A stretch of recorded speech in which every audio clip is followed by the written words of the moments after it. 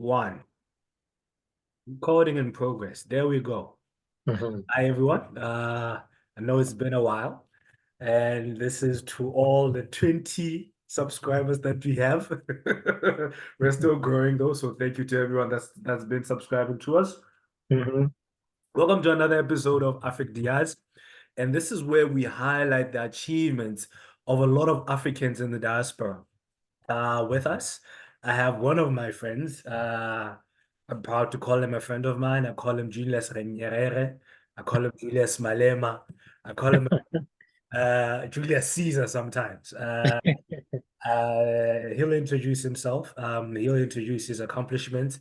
But what I do know from this esteemed gentleman is mainly from his story, from being I'm not sure how to put this, but from having survived a disability. I'm not sure if I'm framing that correctly, at a very young age, to be one of the few people that I know that have not only represented people with disabilities all across the globe, but have had that chance to have a master's representing the Chevening Scholarship and the Fulbright Scholarship. But mostly, what I would like to say is the thing that I like most about this gentleman is how he goes about life with a sense of discipline, with a sense of pride, with a sense of confidence. So with that being said, my name is Leoma Manahing. I hope I'm not forgetting my name because it's Christmas and I've been having a little bit too much coffee. It's not coffee, but hey, you know what it is.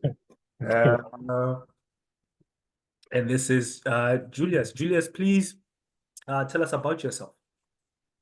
Thank you, Leoma, and good morning, good afternoon, or good night, everyone, wherever you'll be watching this from.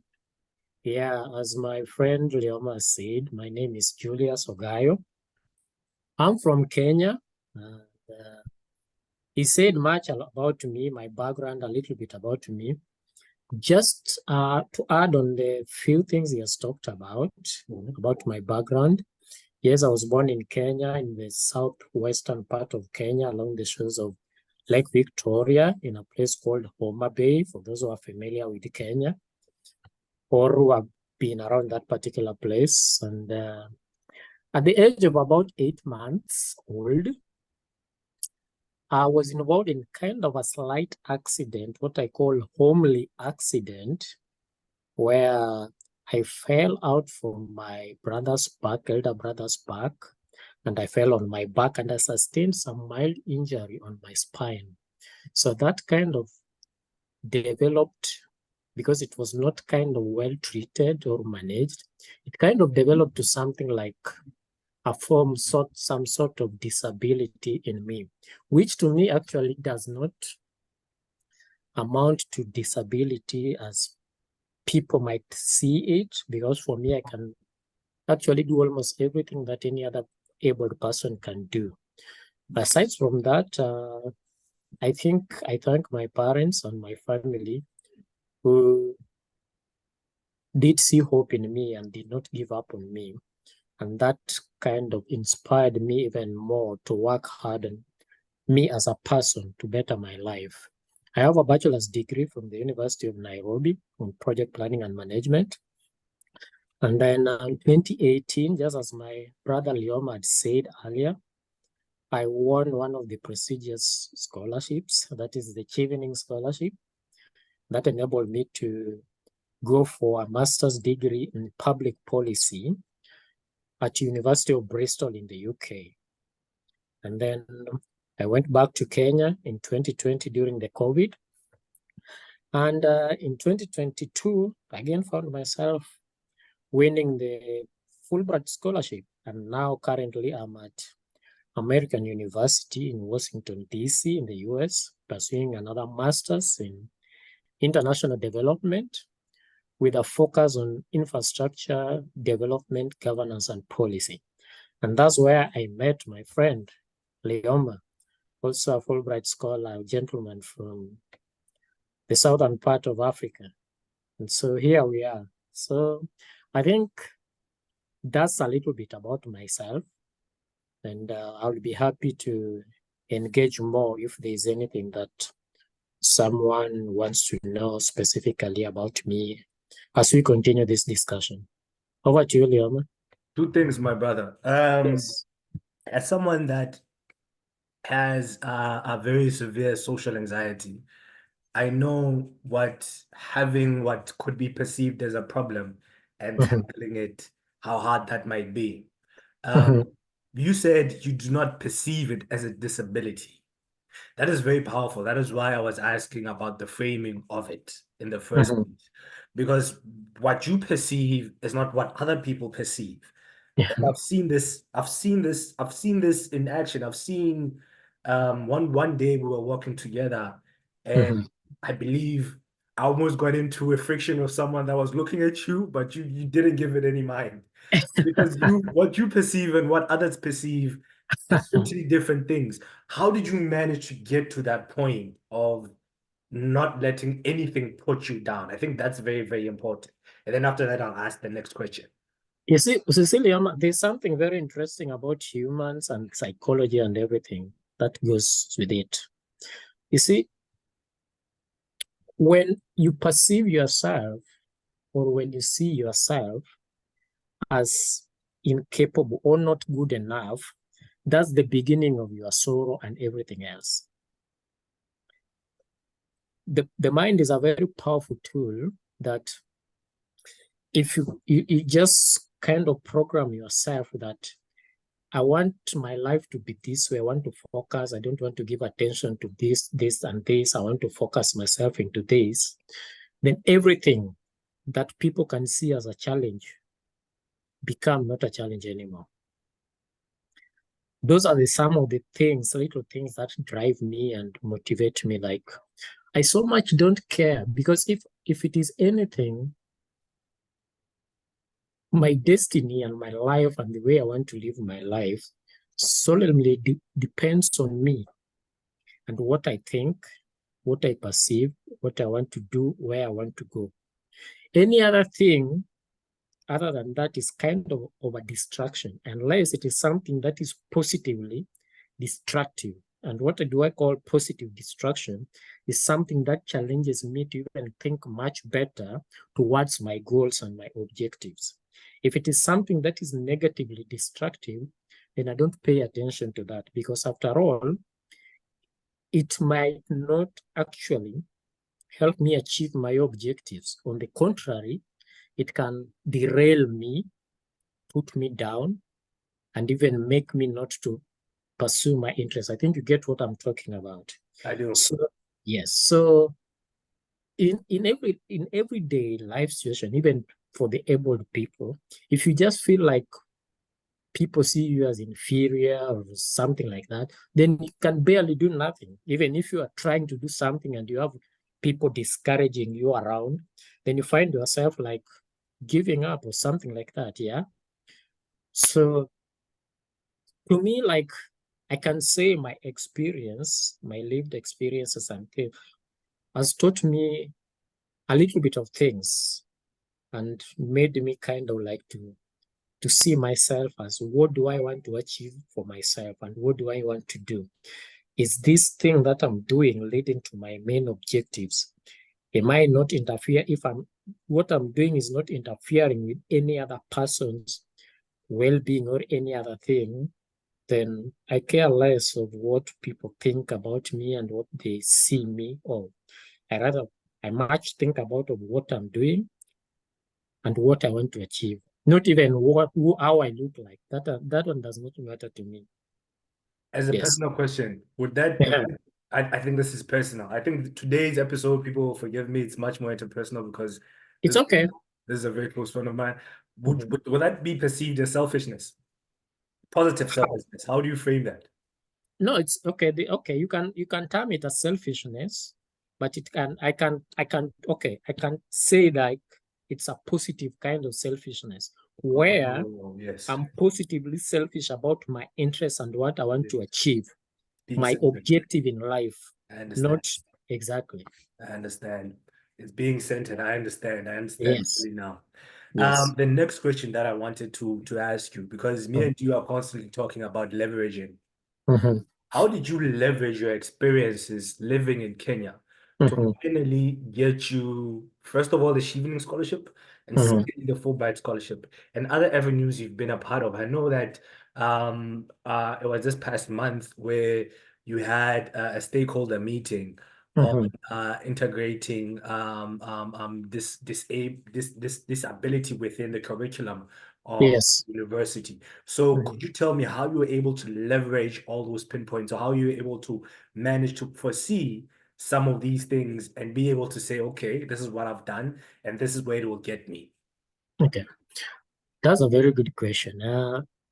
I think it boils down, or it starts from after my high school.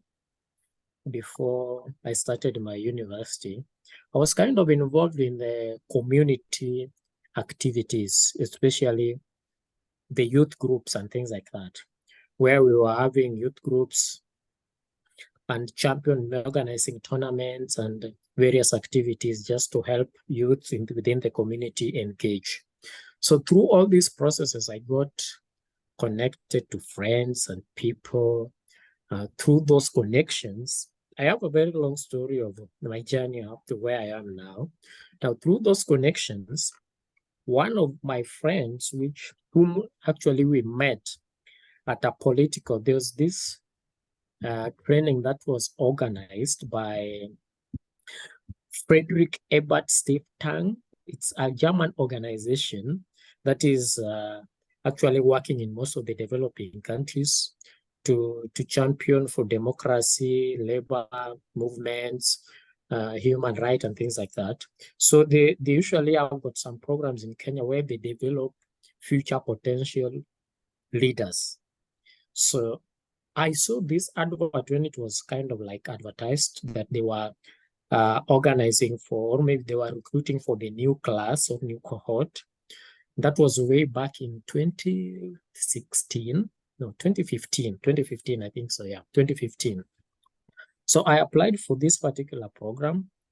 When we went for an interview, I was among the 15 people who were selected to participate on, it's called PLGP, Political Leadership and Governance Program. So I was among the 15 who were selected to participate in this. It was like a 1-year program. So when I went for this particular program, I met very good people. We developed friendship networks. What I'm talking about here is basically about networks, making networks and connections. So in this particular program, yes, so we met Kenyans, actually, because it was being done in Kenya. So we made some good connection and friendship. Now, out of this particular group, there's this friend of mine who, after that, got the Chevening Scholarship. Then she went to the University of Reading in the UK. Though I'd already, even me initially, had known about the Chevening Scholarship and something, and I was kind of thinking about applying it, though I was not ready by that particular time. So when this friend of mine went to Reading, we continued the talks and things like that, being in touch. And then in the next season of Chevening application, I applied and I told her, actually, I'm applying for Chevening. Would you mind maybe telling me like how you did it, how you put you wrote your essays and things like that? And she was very actually helpful in guiding me and telling me what to do. We had a session and she also gave me samples of what she used to, to, to, to do our applications. And I did my application and I submitted. Fortunately, I was shortlisted for an interview. I went for an interview and I was selected. I went uh, to the UK for my Chevening. Now, coming back after the Chevening, again, it was still just like connections. I knew about Fulbright. I'd not like done it before because I used to visit like the US Embassy in Nairobi in Kenya, in the library to do some reading, just to participate in some activities. And I knew about it. So this particular time, another friend posted that Fulbright was actually doing applications in one of the WhatsApp group which I was a member. And so I said, oh, let me try this thing. Let me just see how it will go. Then I did my application. They shortlisted me for an interview. I went for an interview. And again, I was among the lucky people who were selected. 3 people, actually among the 3 who were selected out of a possible about 400 applications or applicants. So what I'm trying to say here is like, some of these things are connections. You have to make connections. But other than connections, you must also be proactive if you want to achieve and want to actually achieve your objectives. You can have connections, but if you are not proactive that you want to do ABCD and consult their friends who have maybe done or achieved the same, then still you cannot achieve. So 2 things: networking with the right people. Then the other thing, being proactive, wanting to achieve and connecting and seeking advice from people who have made it, who have gone through the same path you want to follow. Then you are good to go. You are able to achieve your objectives. I hope I've answered your question. Very well, because as we're speaking, I'm thinking about some of the questions that I get on my inbox about getting to a Fulbright scholarship and doing what you're doing. But what most people want to get, or what most people want, is the end result of what they perceive as being the sought after end result is going to school at an international university like this one. But they don't see the little things that we do to get here. The little things like, well, not so little, but projects like the one that we're having now, vlogs like this, that are on YouTube, that are sharing skill sets, that are sharing much valuable needed tools for people in the diaspora and people back at home in Africa.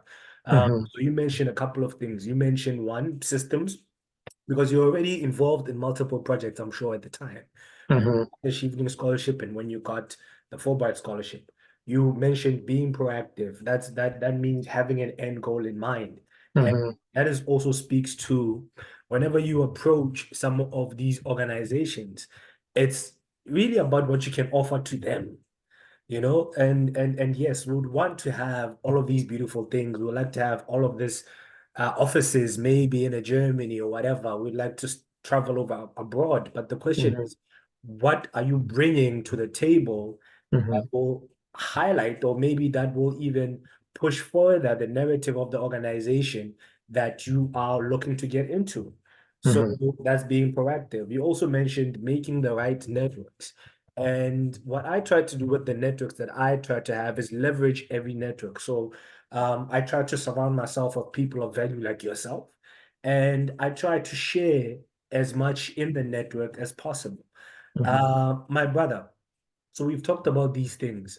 One thing that I would like to understand from your point of view is, how are you using your skill sets, or how are you sharing your skill sets for people back at home? And by back at home, I mean the global south. How are you sharing your skill sets to make sure that they get to the level that you are in right now? Or how would you rather look to share your skill sets? Oh, thank you. That's a very nice question.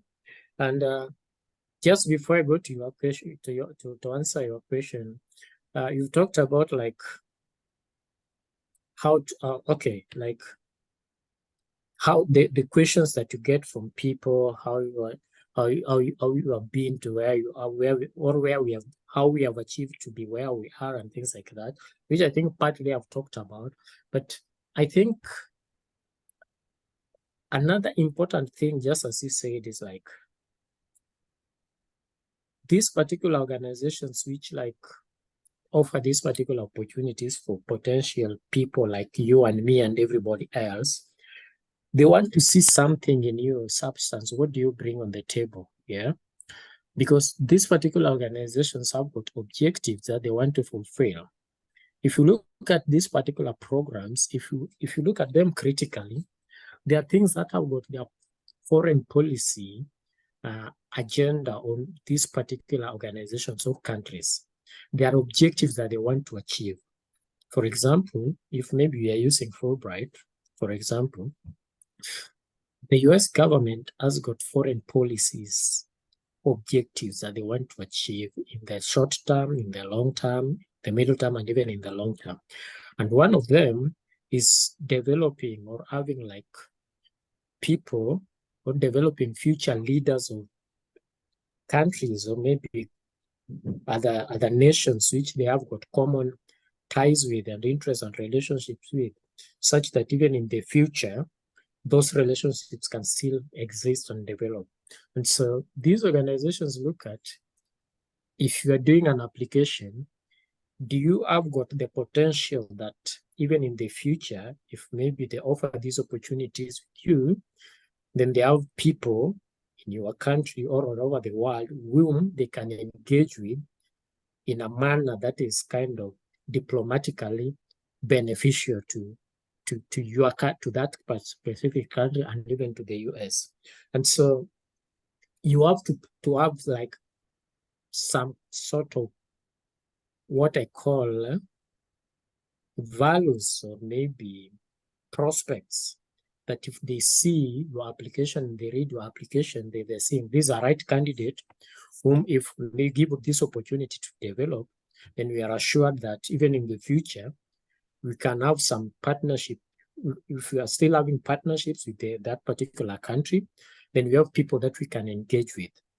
So as an applicant, somebody like our brothers from the Global South, who may be watching this particular clip or this particular video, what I would advise them is that like, you must know the foreign policy of your organization, of your country, and even of the partner countries like who offer these particular programs, like the Chevening by the UK, maybe the Fulbright by the US, and even other countries. There are other countries who are also doing the same, but not only the US and the UK. So that is something that is important. If you feel like you have a passion for public service, leadership, development, and things like that, now these are the things that you can look into and see how to develop yourself and package yourself in a manner that if you present yourself to this particular organization, then they can see you as a fit candidate for their programs because they have got the objectives of why they are kind of offering these particular programs. Now, coming to your question, it's a little bit tricky, but I think it is important that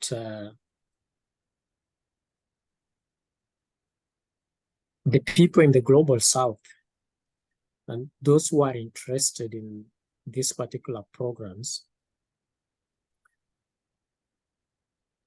actually, I think I said this, to package themselves. I don't know whether I'm going to repeat myself on this, but to package themselves in a manner that is like a product that is fit for a particular purpose that these particular people are looking for to engage with. For example, if you think like you have passion for environment, you are an environmentalist, how can you present yourself? How can you package yourself?